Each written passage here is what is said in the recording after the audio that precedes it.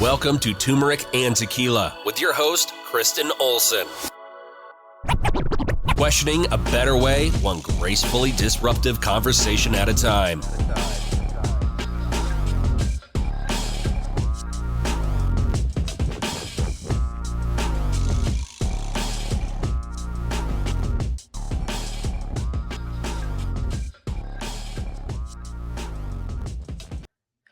Welcome to Turmeric and Tequila. I'm excited to be with you here today, as I always am. This is the part 3 of our 3-part Rabdo Podcast Series. The first one was with Steve, my dude, all health and wellness expert. It breaks down what Rabdo is, what to look for when you get it. Please, every athlete, parent, anyone involved in any sort of fitness, you really should listen to it because this one is a sneak up situation that really caught me by surprise. The second one was my exact Rabdo story. What happened? What was the perfect storm? And why after, 20/40 years of fitness and competing, it finally struck me. So listen to those two. And today, this one might seem like one that you don't need, but it's really, really important because even after all these years of sports and fitness, I had never been to the ER. I've had surgeries and all kinds of health and wellness and injuries and the things, but never the ER. And when I went in totally blind and ill prepared. And it is a long ass situation and one that you do not want to be ill prepared in. So this is something that I wish I knew going in.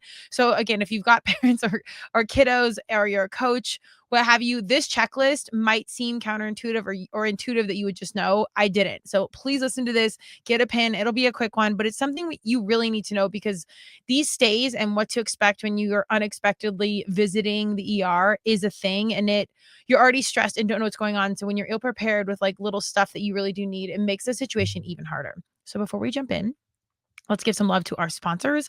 Colorado Clownfish Swim School, swim lessons and water safety training for all ages. They believe in life skills through sports, so go waterproof your family today. They are deeply focusing on all things intense water safety in 2026, so go check them out and get some swim lessons. They've got some great private lesson packages going on right now for the holidays and Black Friday. So drowning is the leading cause of death for kids under 2, so this is a life skill. It's not just a sport. They are water safety experts, but this year they're even going to be dialing it up more because of the attention that drowning and everything is getting and the need for it all year long, not just during the summer. It's all years, pools and puddles and bathtubs, all the things. I also want to give some love to Declan James watches. They are local and veteran owned, and 10% of all their proceeds go back to the Navy SEAL Foundation. So go check them out. These are both great gift giving situations. Without further ado, it's just me and you today, and this is going to be quick, but this is a clear, calm, practical list for what to pack when you're headed to the ER and likely getting admitted to the hospital. For someone that's been there or been around athletes or human or oh shit moments alike, this one's super important. And if you don't think it's a big deal, that's fine. I literally thought I had a blood clot in my arm, so we were just going to get it checked out at urgent care, a really quick situation. I left my dogs out in the yard, of course, but didn't lock them in the house with their dog door. I just thought I'd be back in an hour. Got to urgent care. They sent me immediately to the hospital. When I got to the hospital, I was like, I won't be here long. 11 hours later, I was going to the hospital. So I would suggest that you pack and you be prepared for that in case hospital visit. And at the very worst, you can get home and unpack the stuff you had. But to not be prepared and not have the things your easy comfort items or really important information you have can really make this already intense situation of unknowns even worse. So this is, like I said, titled Hospital, ER to Hospital, What to Bring. We're going to keep it simple, prioritize comfort, communication, and essentials. I'm going to break down a very quick list and what I messed up big time and why it really, really mattered. If you listen to the one with Steve, I slightly touched on this. And then in the one where I told my story, the biggest X factor for me was keeping my mentality together. And I flipped into competitor mode unknowingly right away with my two main go-tos, composure and efficiency. I knew that I already didn't feel good. So any wasted energy of freaking out or leaning into that unknown unsteadiness was going to make it worse and impact my efficiency. So I really wanted to stay composed and move efficiently because I needed all the energy and intel and awareness that I had. So again, go visit those 2 podcasts and understand the intangibles and the mindset that's so important walking into this. Most of my athletes will know, but it's pretty hard to maintain composure when you don't know what's going on with your body. So let's start with the personal essentials. Sometimes you don't have the luxury of having your wallet or purse, like something happens and you're just going straight to the ER and like shit hit the fan and you don't have it. But if you have, if you don't feel good or you have moments to get this stuff, again, go get it. You need your ID and your insurance card or a photo of both. Might seem like this is a given, but a lot of people are caught without it or you're just not thinking. So make sure you have that. This was the biggest mistake, the phone and phone charger, a long cable if possible. Okay, so I went in with no earbuds. That would be the third piece of this. This is on the list later. And no phone charger. I knew the ER stay was not going to be quick, but I had no idea mine was going to be over 11 hours. And the gold silver lining, if that makes sense, was that my insurance was not taken at the hospital I was at. So I got to go home and I could transport myself because I was well enough to do that. So I at least got to go home and then pack for the hospital. Had I not, I had no phone charger, no extra battery, no earbuds, no book, no underwear, no toothbrush, nothing. I literally had nothing other than my wallet. I didn't even have my purse. I think I had a water bottle. That's it. And an extra large hoodie because I knew I didn't want to be around like the germs and the crazy sounds of the ER. Like I'm not a medical human like that. I don't do well. So I literally sat in the corner in my hood, just looking at my shoes for like 5 hours till they brought me back. And then I sat in the medical room for like another 6 hours outside of an ultrasound for my arm and like an IV bag. And like, that was it. Like people coming in and out and then hearing everything around me that was just me and a curtain away from it sounded like deathly ill food poisoning, some sort of like hernia injury where they literally said, shove it back in, like stuff you just don't want to hear, especially if you're not like the medical type. It was a lot. So the personal essentials, ID, insurance card, phone, and charger. The long cord is also critical.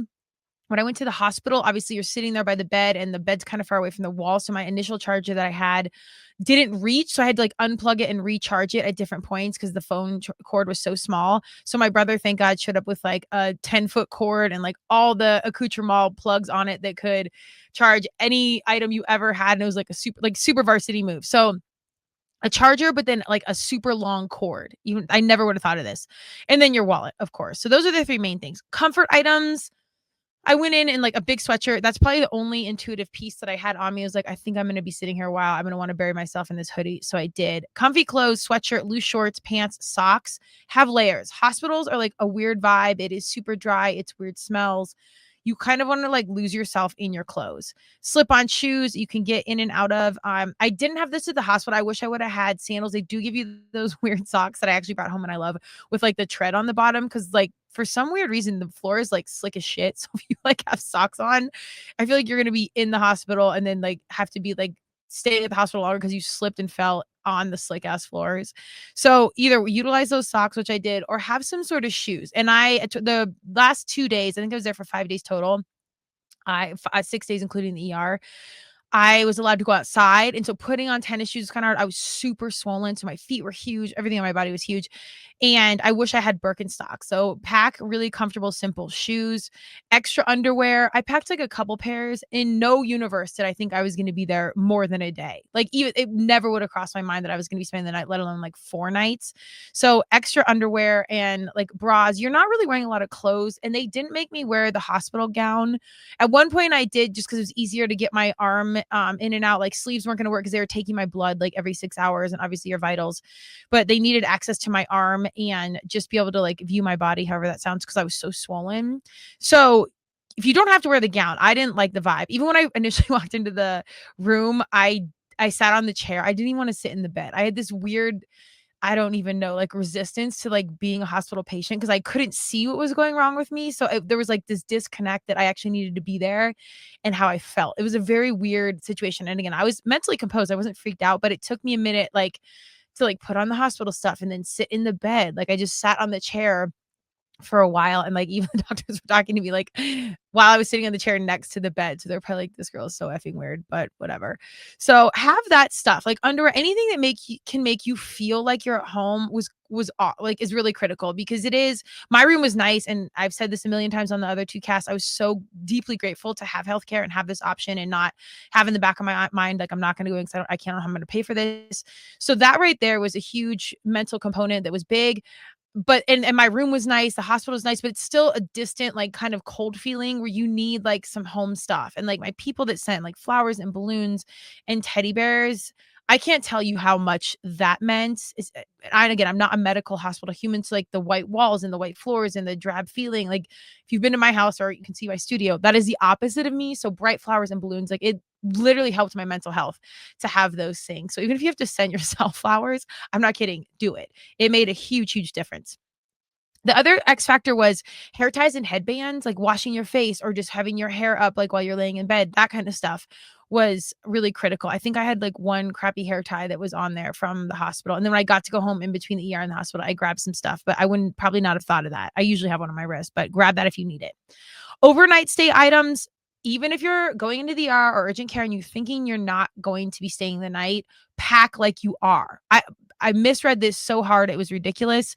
And that's a few things I would have done different, but I really would have just grabbed like my traveling kit or something. So toiletries, toothbrush, toothpaste, face wipes or cleanser, deodorant, chapstick. Critical hospitals are so dry. This is the truth. Dry shampoo, shout out. You know, I usually travel with that anyways, but have that if you don't fully feel like showering your entire body or washing your hair. My arms and biceps were so sore. I couldn't even straighten my arms. So there was no chance I was washing my hair. I didn't care in the hospital anyways. And you know, I use dry shampoo on the regular. Sponsors come through. And if I had that stuff, it would have been really nice because you do start to get gross. I showered a couple times, but you just feel kind of grimy and like I was full of fluids. Your body's weird anyways.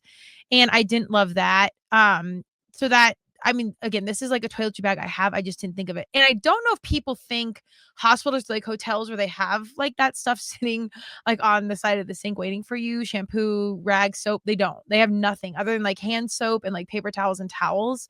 Everything else you need to bring. I'm guessing if I requested it, they probably would have brought it in, or there's a gift shop downstairs that you can buy it for $2 million. But I didn't need like trash toothpaste for $82 to brush my teeth to see nobody. So I did actually have visitors. I shouldn't say that. Another piece I was deeply, deeply grateful for. Pack those things. Dry shampoo, most people wouldn't think of. I would get that because sometimes you literally can't wash your hair if your arms, like my arms did not straighten. I couldn't have done it. Your glasses and contacts. I didn't need that. I probably do need an updated LASIK surgery, but I didn't have glasses. But have those things because you want to be able to see your menu or the TV. There's not a lot to do in there.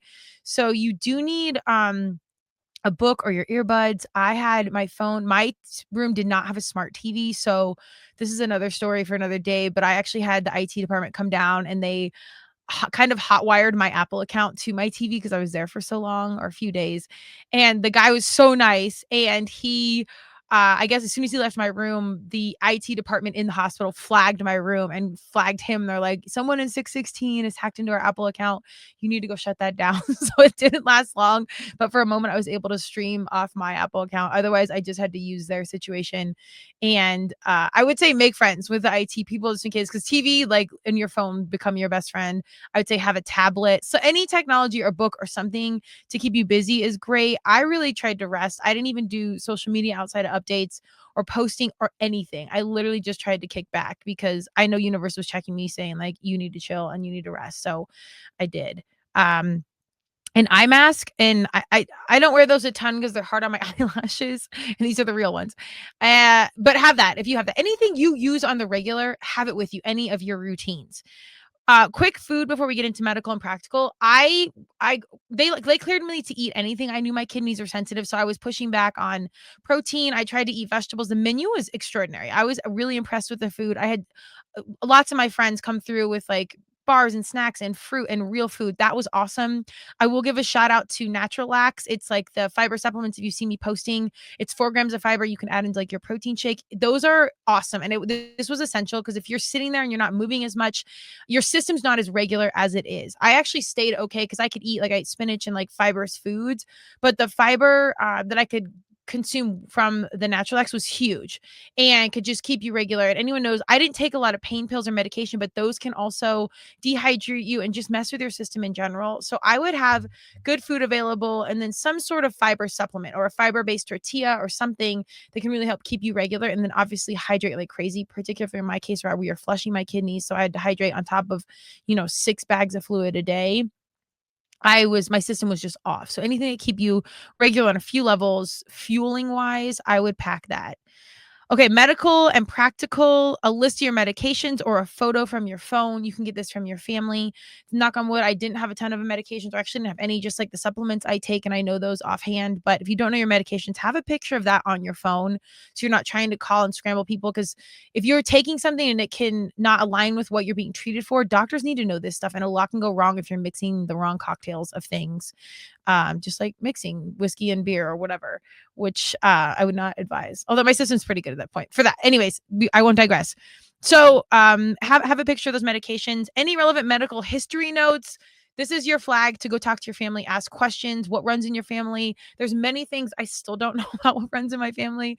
And this prompted some conversations. So that's good. So you know what they can look for. Like Rabdo was such a weird thing. They asked me, like, had I done cocaine? Was I on steroids? Was I, was this in my family? Even though that's not really a thing with Rabdo. There's stuff that like can be helpful intel if you don't know what's going on with you, if you know your family history. Again, this pops up: portable charger and battery pack. This is so critical. The ER, I think especially, but in the hospital, it was really significant because the only outside connection to the world really is your phone. Even though you should stay off it, as I did, it was big. A notebook and pen.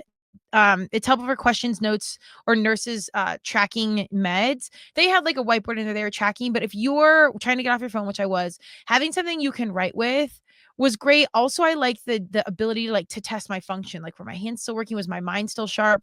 Like it was a good indicator of how I was feeling. If I was super tired, like can I read and write correctly or make a list? As simple as that sounds, it was like kind of a good intel piece as well as functional piece. Okay, for long stays, a light blanket. Hospital ones are scratchy. This is true. They did have heated blankets, so if you want one, ask for it. My nurses were so amazing and kind, and all of them were animal lovers. They saw my screenshot on my phone, my screensaver, and it's my puppy. So all really incredible humans, but they brought me in warm blankets every night, which was really nice. They are a different kind of blanket. I literally did bring, I forgot a lot of things, but I brought in one of my stuffed animals from my initial knee surgeries, or maybe it was a clean out in like 2016. So I had something there, even as like a 44-year-old. I was turning 45. So 44 and 45-year-old in the hospital, having that stuffed animal was like awesome. So simple and crazy and perhaps immature, but that was big. A blanket, a stuffed animal, pieces of home. A refillable water bottle. I actually happen to have this in my backpack because it matches my backpack. So it was with it. That was huge. I give you the plastic cups with the straws, which are nice. But if you're trying to avoid plastics, or you don't want something that tastes like plastic, or just that overwhelmingly hospital feel with that hospital cup, have a water bottle. I liked that. Snacks I touched on, the granola bars, electrolyte packets, or the fiber stuff. I tried to eat real food in addition to the fiber, just to keep my system as normal as possible. And I wasn't taking any sort of narcotics. They did ask that. I took a muscle relaxant, I think the first 2 nights, just to help my body and my brain chill. But other than that, I stayed off everything. Vicodin, just from other surgeries, I know how I react to that stuff, and it doesn't really help with my pain. So it's not really worth it for me to like dehydrate my body, throw my system off. It can make you, foggy and constipated and like just stuff I didn't want to deal with. So get real food if you can. Entertainment, Kindle, a book, or you can download some stuff if you have time before you leave.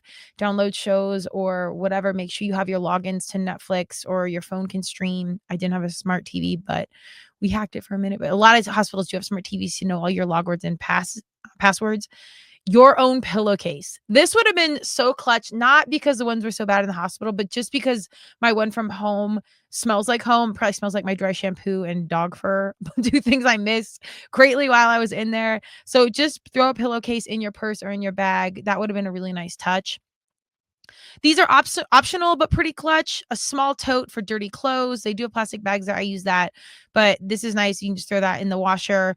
Gum or mints. I brush my teeth every day. That is one thing I grabbed. But when you're sitting there, if you don't feel like getting up, or sometimes I couldn't get up, just to have something to freshen your breath. If like people are coming in the room, or nurses, or you just need to get a bad taste out of your mouth, gum and mints probably are even more important than gum, are really critical. That could just sit right there. Face lotion, it's so dry in there. And your chapsticks, the hospital did have tissues and chapsticks sitting out for us. So those are the 2 things that were pretty awesome. But any sort of lotion was really critical. Hand sanitizer, it's all over the hospital, but it's not within reach. So you want your own little bottle, like before you eat your meals and stuff. And then a folder. I didn't do this or think about it. This is on a list that I researched, but it's for discharge paper and test results. This would have been nice because when I left, I did have a bunch of stuff and then I needed to bring that into the doctor follow-up appointments and I had stuff all over. So eventually I just got like a major paper clip. But had I had a folder at the hospital, just tuck stuff in there and put it away, that would have been really clutch because you are going to need that stuff later on and your insurance might need it. So keep track of all of that. This is a quick recap of a grab and go hospital bag checklist. Going to say this a million times. If you're going to the urgent care or you're going to the ER, and even if you don't think you're going to the hospital, have this stuff. Just take 5 minutes and throw it in a bag. A sweatshirt, loose pants or shorts, socks, toothbrush and wipes, charger, chapstick, hair ties, copy of insurance card, mini notebook and pen, any sort of specific fueling or fiber, the water bottle. The biggest thing for me, no joke, was the charger and the earbuds. Those are the two things.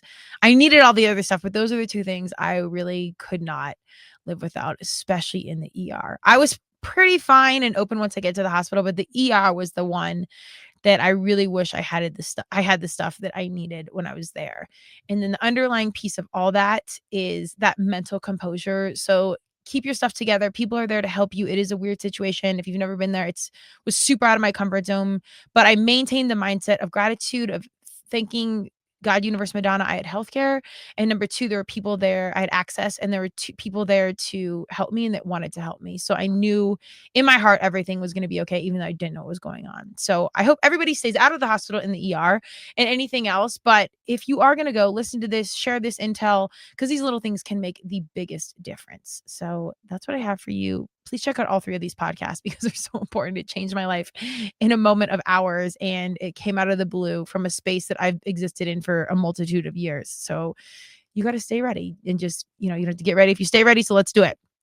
Thank you to our sponsors, Colorado Clownfish Swim School, swim lessons and water safety for all training. They believe in water safety, life skills through sports. So go waterproof your family today. Check them out at coloradoclownfish.com. Thank you so much for joining me. We've got a big 2026 coming up. So check us out wherever you get your podcast. Please like and subscribe. We've got a newsletter. Join that. Join our community. We have some incredible things coming out in the new year that I'm so excited about. And I love that we're continuing to facilitate a community of humans with like-minded energies and core values and just inspiration to make 2026 the best it can be. So I will see you on something soon. Take care of yourself and each other. I love you so much.